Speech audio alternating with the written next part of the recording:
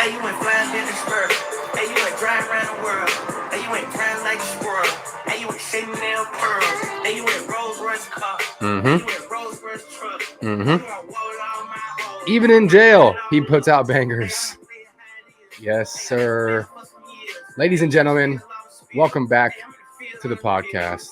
We know you listen every week. It's a TA certified podcast. I'm up in the crib with B. Gilly. It is August 16th. It's a Wednesday.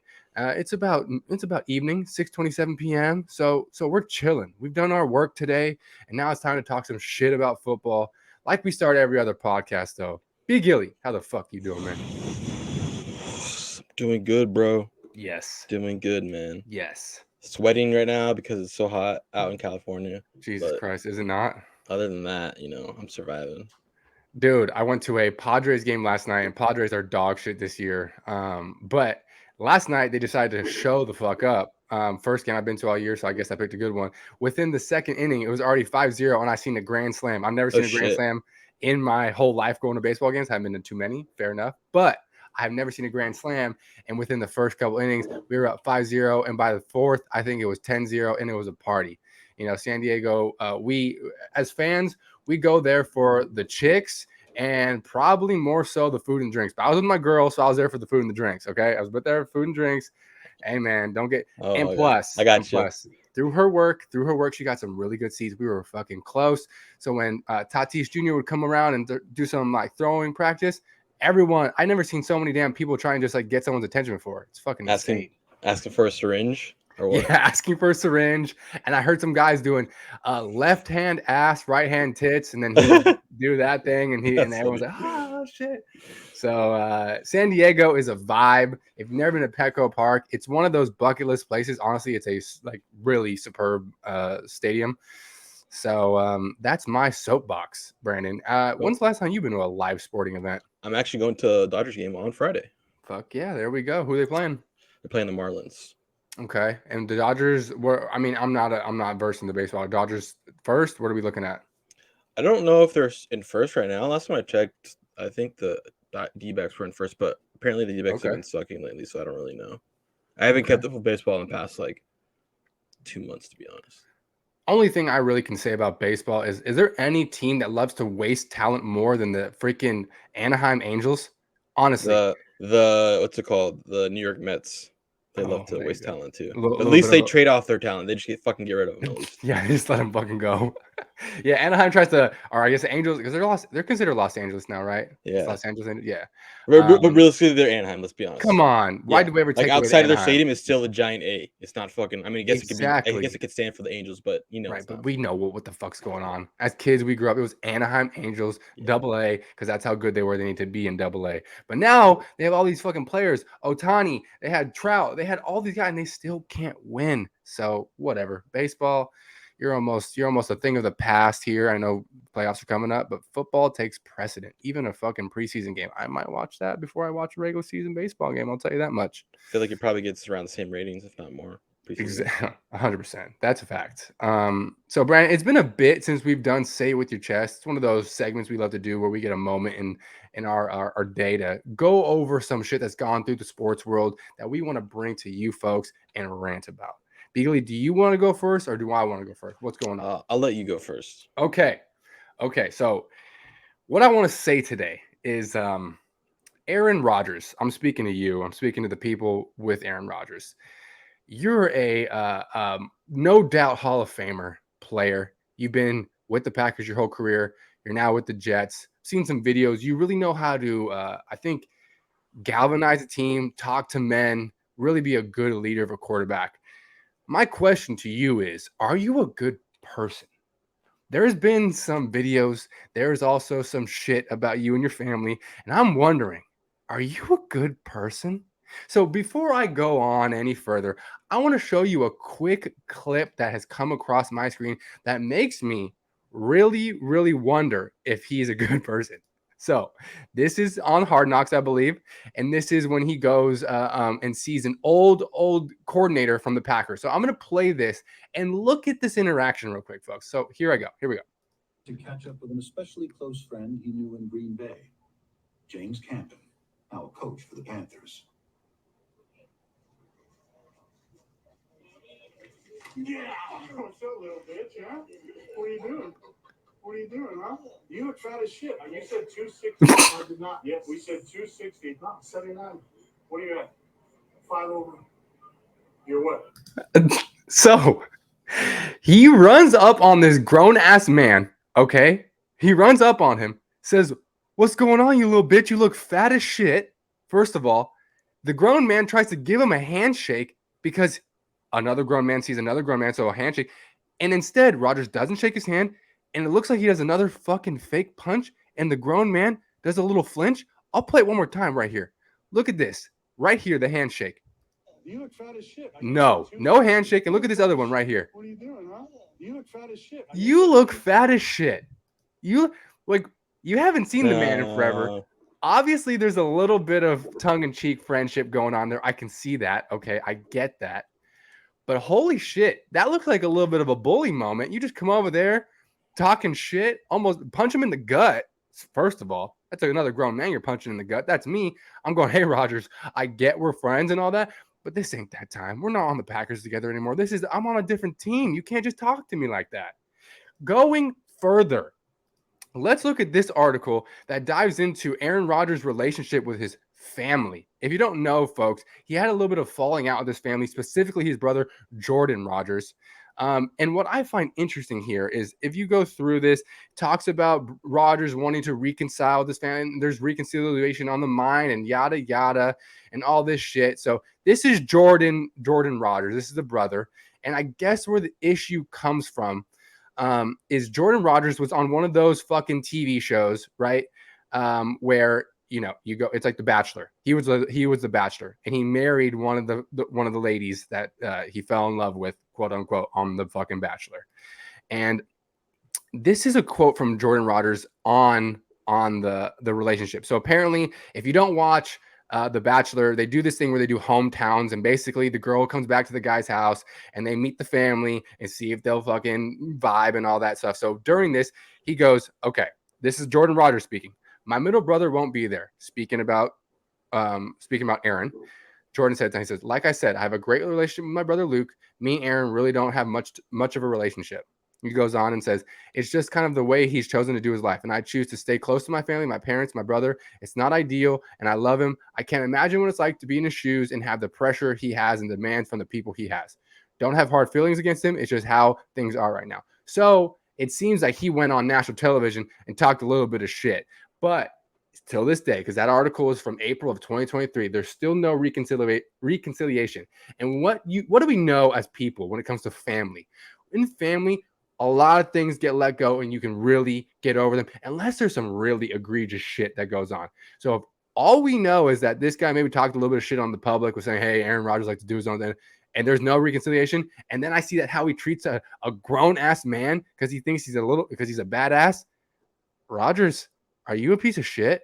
Are you a piece of shit? Are you not a good human? And that's why this like omen of just negativity when you went into the dark cave and all that. I saw you on Joe Rogan's podcast and I still got a little bit of stank on you. So what I have to say is, Aaron Rodgers, if you're going to be a good quarterback, at least be a goddamn good person. Okay. And don't treat another old man like that, talking about his fucking weight. I know you care about the man, but holy shit, the man cringed like 2 for flinching type status because he thought you were going to punch him. That's how much you fuck with that guy.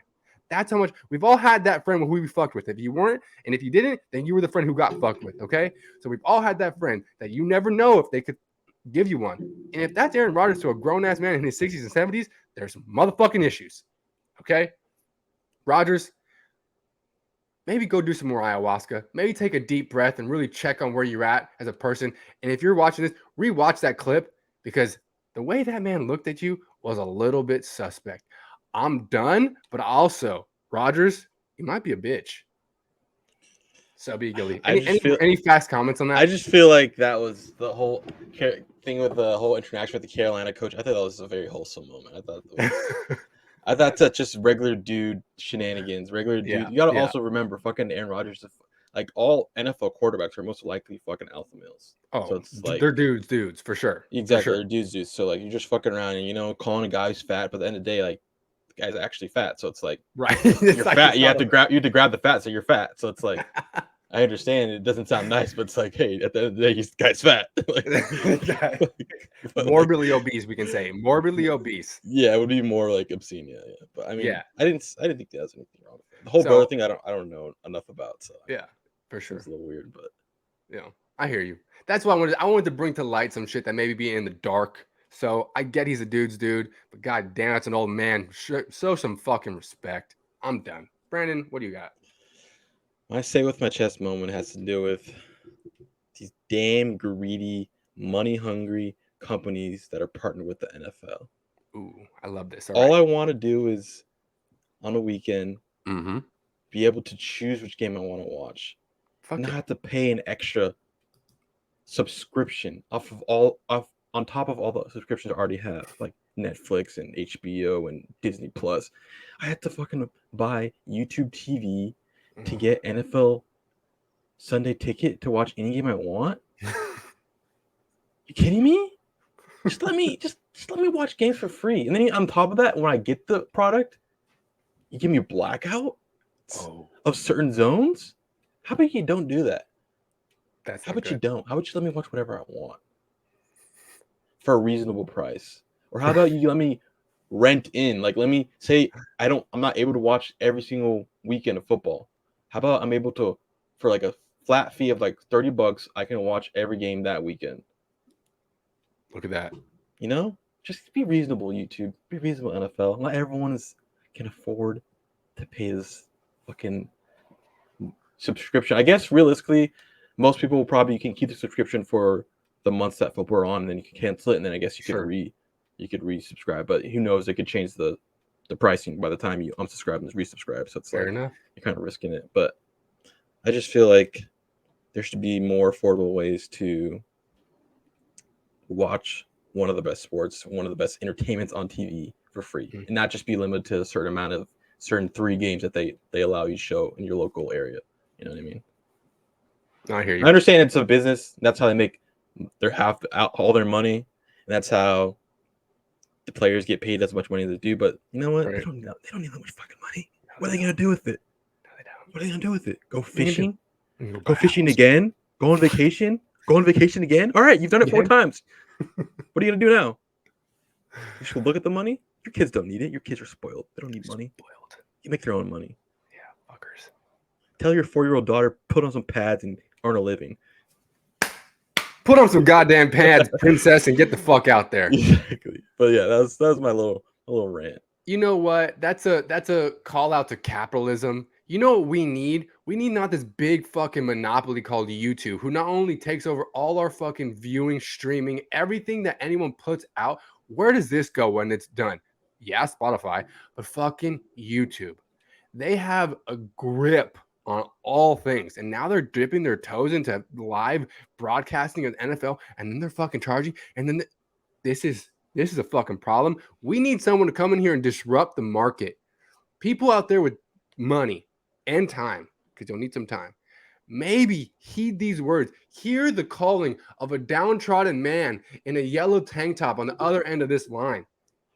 He needs some help. All he wants to do is watch the Chargers. If you're going to black out some games too, and you're going to fuck around, mess with that, why am I paying? So you know what I have to do instead of buying the subscription? I have to illegal streaming it. Yeah. Do you want that? No, the fuck you don't. Guess what? Literally You can't stop a third it. of the price. Literally. Literally a third of the price. And for me, yeah, I might have to close a few tabs a couple times and reopen them. But guess what? That's way worth it more than having a $70, $80, whatever it is per month. And I might have to do what B. Gilly does, because that price that he has for the stuff that he's streaming, it ain't bad at all, folks.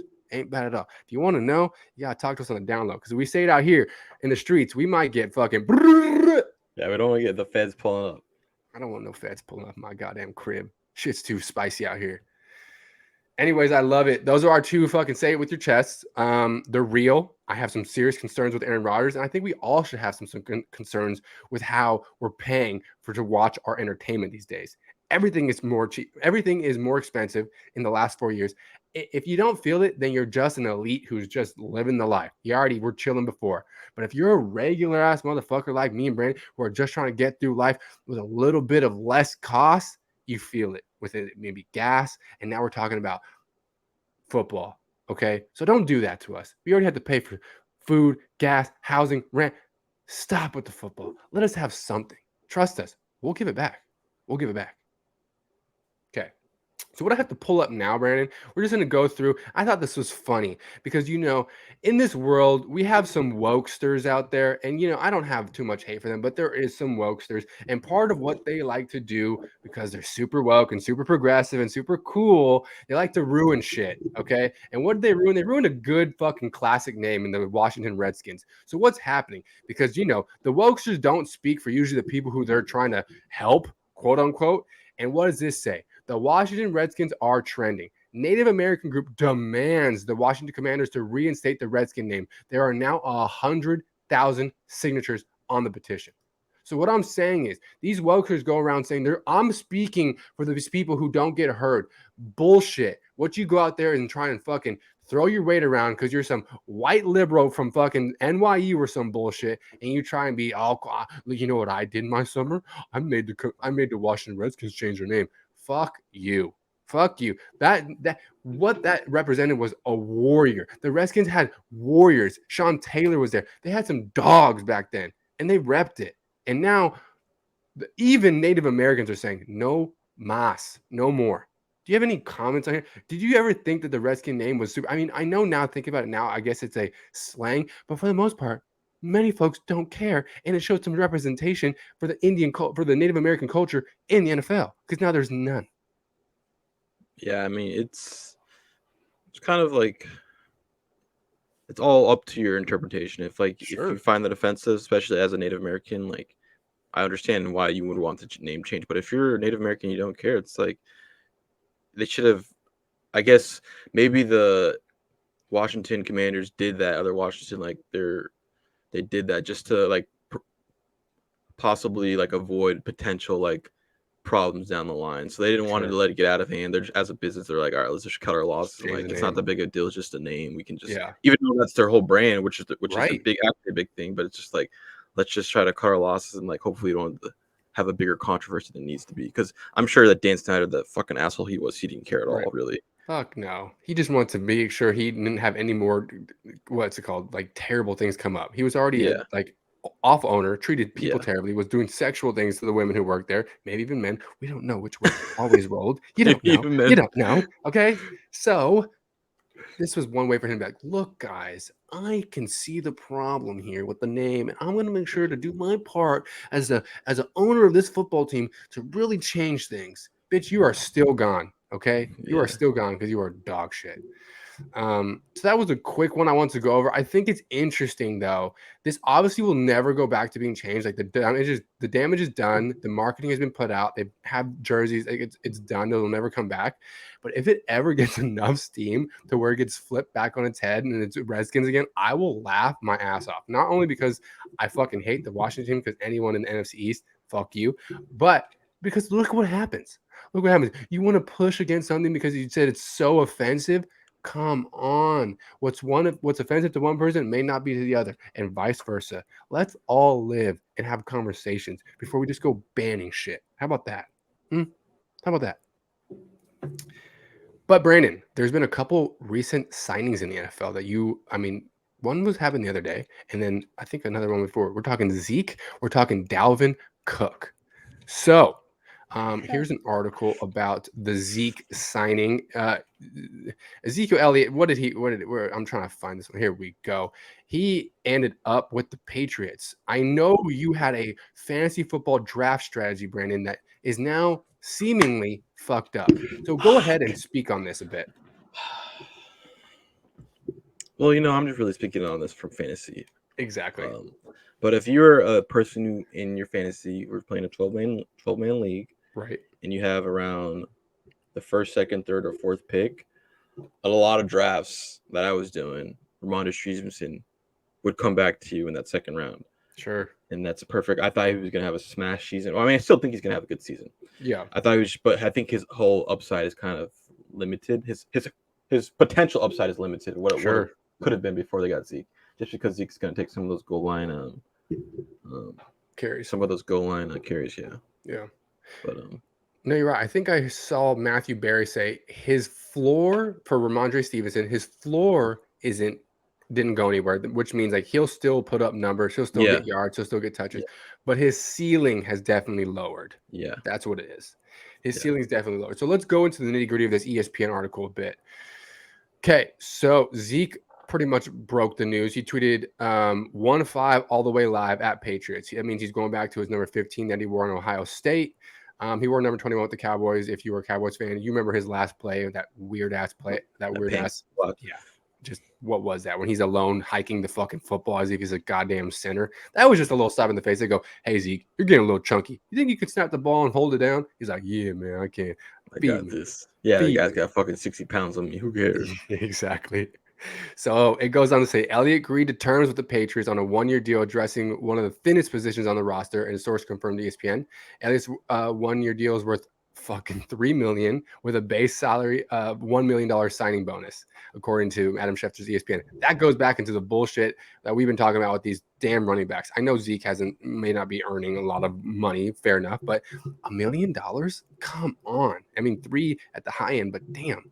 And I guess it can be worth up to $6 million with incentives. That's probably touchdowns and yards. Yeah, that shit. So let's see what this thing. It says the Patriots have to traditionally split the early down workload between 2 running backs under coach Bill Belichick, who spoke directly to the Cowboys executive vice president Stephen Jones for insight and evaluation on the former 2-time NFL rushing champ. So he understands Zeke is he's on the downslide. He came into the league, they ran him into the ground. He killed it. I felt it. Right when he came in as a rookie, the Eagles were getting their ass busted by this man. He was doing it to everybody for a while. And now after so much, there's only so much your body can take and your knees can take. And that's why you see my sign back there. Zeke has old man knees. It's fucking real. And do you want me to show you something that we can all laugh about a bit? I want to show you something, Brandon. Let's go through this video of poor Zeke. Taking the field for the first time as a Patriot. And I want you to watch. Number 42. Watch how this man jumps onto the field. He's spry. He bounces on that shit like, we're out here. We're ready to practice. Like he's ready. His knees, his feet are good. But watch Zeke do the old man step down after this. Tell me I'm not right. Here we go. Boom. Step down. Little old man step down. Little, oh shit. Let me watch it again. He might have hurt himself. He might have hurt himself. He might have a Q next to his name tomorrow morning. Check it out again. 42. I'm gonna go back and forth. Bop. Bop. Look at that shit. Bop. He's ready. And then watch Zeke after him. Look at the little. That's how an old man steps down from his fucking what if he has stairs in his goddamn house for some reason. That's how it looks. Look at him. Big. He's limping. Looks like he's limping, bro. He limping. I just love it. Look at 42. That's fucking badass. Yeah, I'm in this 42. I'm in this motherfucker. Let's go. 42's like, I'm in this motherfucker. And Zeke's like, God damn it, I gotta step down this. Why do they have this fucking step anyways? So I'm worried about Zeke. They're gonna use him goal line specific for sure. So he'll probably make it through the year. But by no means, Bill Belichick, do you give this man multiple 10 plus carries? Don't do it to him.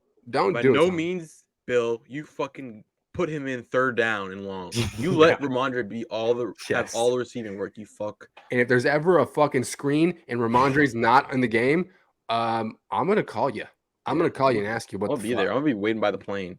Yeah. And what happened? Fourth down in fourth quarter, 37 seconds left. What happened? With my finger tapping. Yeah. The fuck, Bill? I'm gonna be tapping a gun against my arm. Yeah. Or I'm gonna be slicing a blade to make sure it's sharper. Yeah. So next up, the Vikings old running back Dalvin Cook has now made his way to the Jets for a 1-year, $8.6 million deal. I like this fit a lot. Again, this kind of fucks up the whole fantasy with who they had. Who was it again? He got his ACL jacked up last year. Breece Hall. So there's a little bit of it's going to be thunder and lightning. But I think because if we watch Dalvin last year, it wasn't an issue of speed. It was more of an issue of health, which has kind of always been his MO with the Vikings. Yeah. So I'm interested to see how they incorporate him in New York. And I think with that offense, I think it's going to work out really well, and they're going to keep the defense honest. So I'm looking forward a bit to this signing. What do you think? Yeah, I think it's Definitely a good signing. Yeah. I Yeah. think that because last year I believe was Dalvin Cook's first season that he played every single game. Right. So like you said, health is a concern for him. Hopefully, Right. obviously he won't have Breece Hall necessarily at 100% to help him split the carries right away, but hopefully between the two of them, they can kind of help each other kind of keep a lighter workload and keep them more fresh on the field.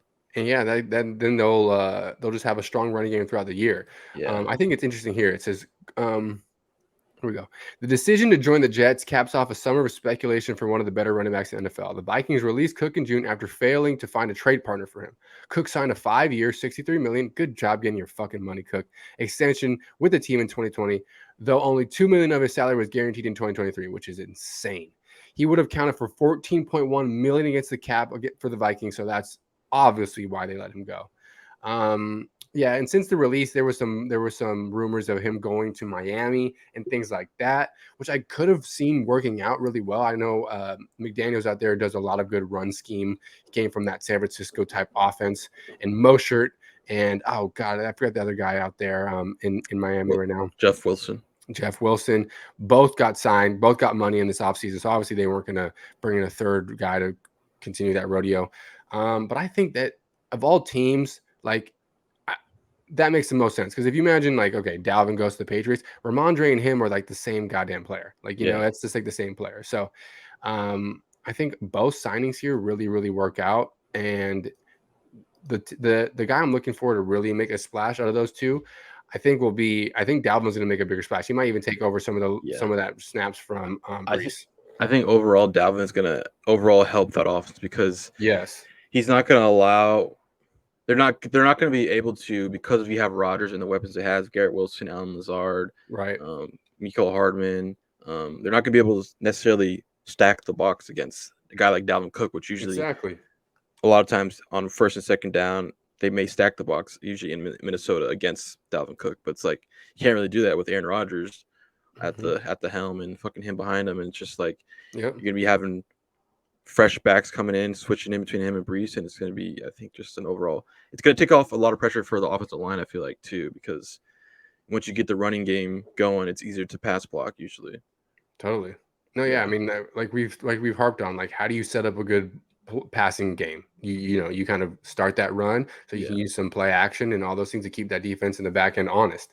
So what's a better way? Because especially coming off it's a rookie season for Breece Hall, and he's coming off a huge injury in his second year. So you already going in as like the brass for the New York Jets aren't super confident that you can just throw this guy out here and he's going to A, make it through the season again, and B, be the workhorse that he was, and he had spurts last year. It wasn't like the whole time he was just balling before he got hurt. He was starting to catch steam at the end. That's why everyone was so bummed.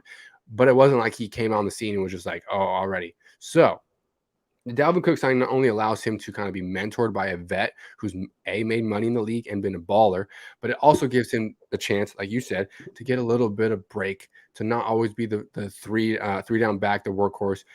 Switch it up. And both guys, do a similar type of thing, but I want to see the speed that Breece has coming back from the injury, because with that whole ACL stuff, it's really, really up and down, really risky. Other than that, I know what's always fun during training camp, Brandon, is the fights that occur.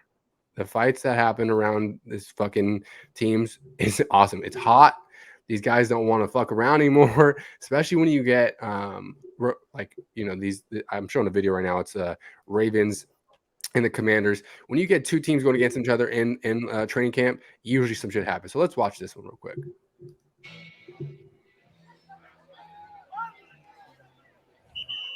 All right, it seems normal. Okay, a little more. There we go. Now we're in it. Bitch. Now watch Devin Duvernay right here. Duvernay comes out and fucking lays the wood. Who was that? Is that OBJ? That was Devin Duvernay. Let me replay that again. He comes out of the fucking left field and just throws 1-3 down. Just here we go. From right here. Here it comes. Hey. Mine. Boom! He said there can only be one number 13 on the field. I'm number 13 on the field. I think the caption on this tweet is it. Let me see. Damn, it doesn't. There was one I saw. Oh, yeah, right here. Devin Duvernay flying in. It's like he comes out of fucking nowhere and says, "Not today, son. I'm 13 out here, son. I'm 13." I love it. Here's another one. And this one's my favorite. You want to know why? You want to know why? Because it's the Cowboys. Whenever I see the Cowboys getting into it, I love it because they're a bunch of bitches out there. And we before we got on here, we talked about this. Trayvon Diggs telling Dak Prescott to shut his bitch ass up. It's got to be the fucking funniest thing to another grown man said to him. And I think you made a good point, Brandon. You said they're either extremely close in boys or there's fucking no respect there. Yeah. Because I might say that to my brother and it's all good. But if I said that to like just someone, I mean, like you, then there might Like be a some coworker. disrespect. Yeah. Or yes, or a coworker. That's fucking yeah. Now you're asking for HR. Now you're asking. Now you're asking for HR. Okay, This is Cowboys on Cowboys, right? Okay. Oh, this is Cowboys on Cowboys. This is Okay. that's why it's my favorite because they can't even control themselves. So let's watch this one. Here we go. It's over here too, folks. Seems normal. A little bit extra. Watch Big Boy come in from this. Boom! God damn. Laid his bitch ass out. I feel like the guy was already like off balance and partially. Can you rewind it? Or he was off balance, and, like partially in the air, and the guy just like being 300 pounds barely touched him. And he fell. I want to see this. Got rocked. Okay, Let here me we see go. this. He comes off the corner. Okay. Oh, He's like kind of like pushed, like extended, kind of like off balance, and the guy like being 300 pounds just probably kind of touches him, and he fucking falls over. Wait, watch this again though. The defender was gonna punch the lineman. Here we go. Watch right here. He winds up right and then stops something and laid out. Yeah, he laid did. the fuck out. Anyways, you're not seeing that with Philly. So crazy. You're not seeing that with Philly. I'll tell you that goddamn much. No, And I'm you gonna stop by their definitely- camp. I'm stopping by their camp tomorrow, bro. I'm gonna be in Oxnard This is in tomorrow. Oxnard. Yeah, I'm pull stopping up. by their Pull camp. up. And you know what you're definitely not seeing in Philly? You're not seeing Darius Slay telling Jalen Hurts to shut his bitch ass up. That's what the fuck you're not seeing. What you're seeing is a team full of grown ass men trying to get to the fucking promised land. That's the Super Bowl. So I love seeing this pussy shit out there in Oxnard. For the life of me, I don't know why they keep going to Oxnard.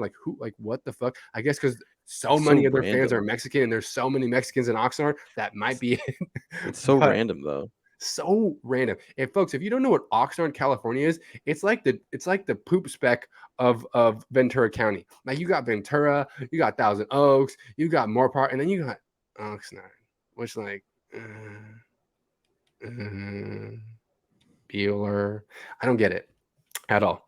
But I love the fights. That means and also a little bit, I guess, if you're looking at this a different way, these guys really are trying to get after it and trying to make a name for themselves. So there, of course, things are going to get heated.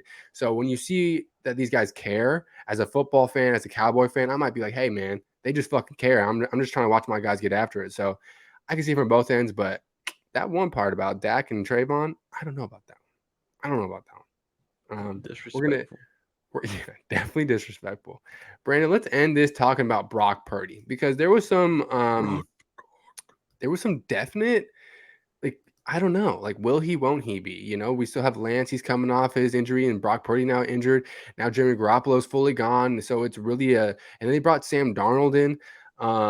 Lance looking like dog water this weekend, bro. Yeah, that's true. That's true. Trash.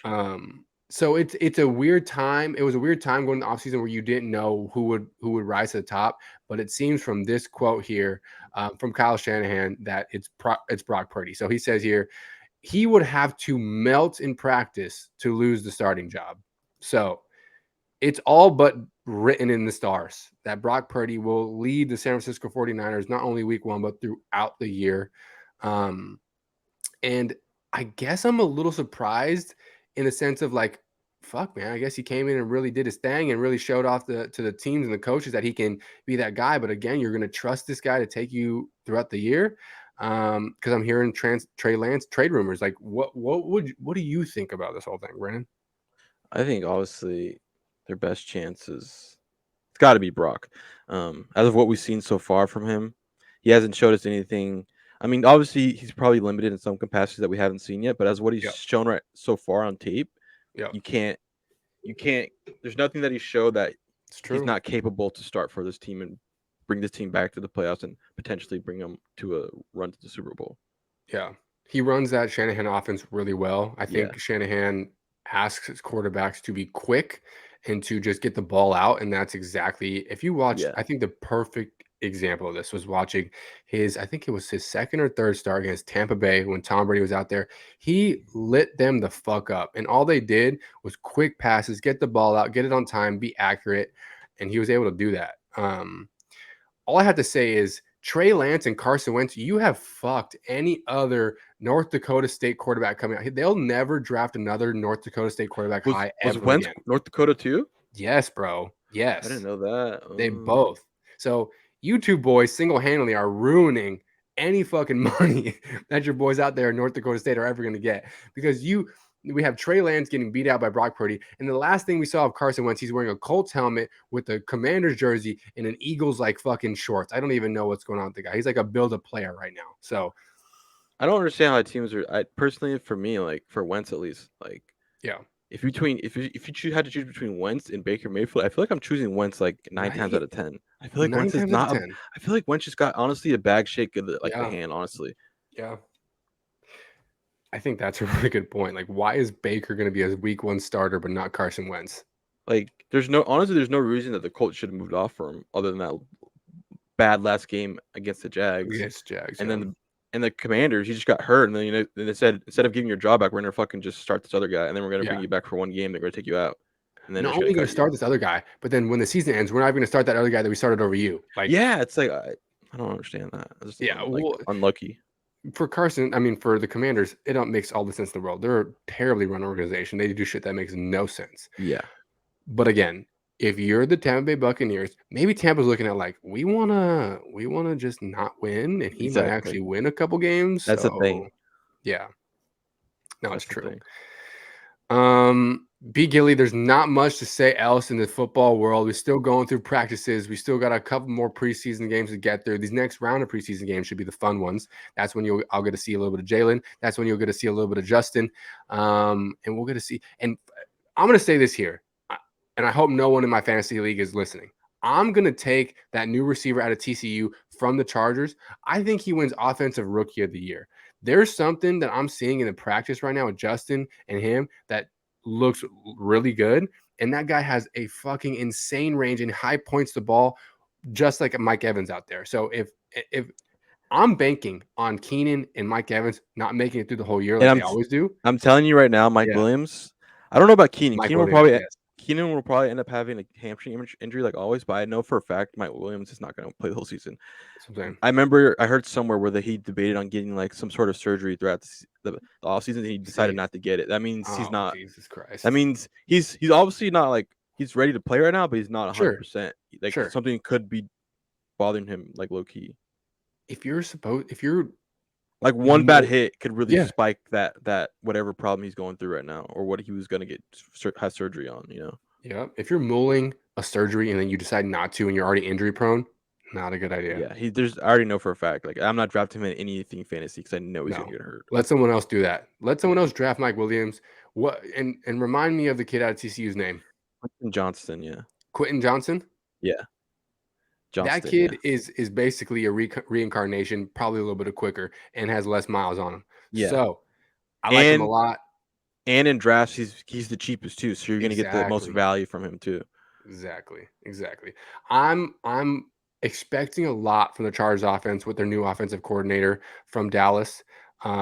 What he's been known for is really slinging the fuck out of that rock, and Jay Herbs has got a cannon. So I'm excited for the season. I'm excited for the Chargers. I'm excited for the Eagles.